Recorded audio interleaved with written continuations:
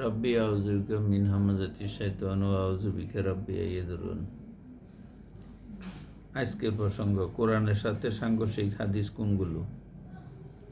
এক ভাইয়ের কমেন্টের আলোকে প্রাসঙ্গিক আলোচনা। ওনার প্রশ্ন ছিল, কোরআনের সাথে সাংঘর্ষিক হাদিস কোনগুলো?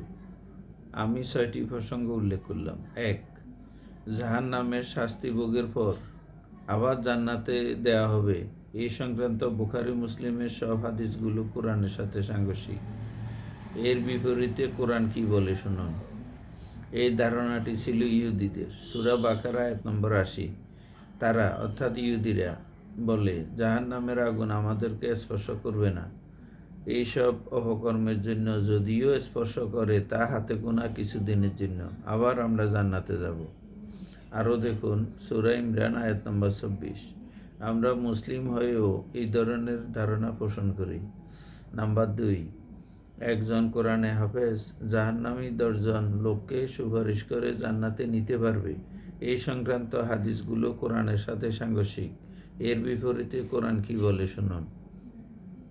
সূরা বাকারা আয়াত নম্বর 48। সেই দিনকে ভয় করো যেই দিন কারো কোনো কাজে লাগবে না, কেউ কারো কোনো কাজে লাগবে না, কারো সম্পর্কে কোনো সুপারিশ গ্রহণ করা হবে না, কোনো কিছুর বিনিময় কাউকে ছেড়ে দেয়া হবে না, এবং পাপীদেরকে কোনো দিক থেকে সাহায্য করা হবে না। এই প্রসঙ্গে একটি হাদিস শুনুন। হজরত রাসূল সাল্লাল্লাহু আলাইহি সাল্লাম হজরত ফাতেমা রাদিয়াল্লাহুকে বললেন, হে আমার মেয়ে ফাতেমা, শোনো, যদি তুমি তোমার আমলের কারণে জাহান্নামী হয়ে যাও, আমি তোমাকে জান্নাতে বা তোমাকে আমি জাহান্নাম থেকে বাঁচাতে পারবো না। মুসলিম হাদিস নম্বর 525। নাম্বার 3, মুরতাদের শাস্তি হত্যা। এই সংক্রান্ত হাদিসগুলি কোরআনের সাথে সাংঘর্ষিক। এর বিপরীতে কোরআন কি বলে শুনুন। আল্লাহ কোরআনে বলেছেন, হাসরের দিন আমি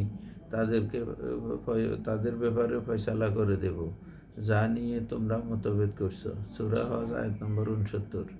আরও দেখুন সূরা বাকারা আয়াত নম্বর 113। নাম্বার 4, রাসূল নূর। এই সংক্রান্ত হাদিসগুলি কোরআনের সাথে সাংঘর্ষিক। এর বিপরীতে কোরআন কি বলে শুনুন। সূরা বাকারা আয়াত নম্বর 151। আমি তোমাদের মধ্য থেকে রাসূল পাঠিয়েছি। নাম্বার 5, একবার কালিমা পড়লেই জান্নাতে যাওয়া যাবে, এই সংক্রান্ত হাদিসগুলি কোরআনের সাথে সাংঘর্ষিক। আল্লাহ কোরআনে বলেছেন, আমি কি এমনি তোমাদেরকে জান্নাত দিয়ে দেব?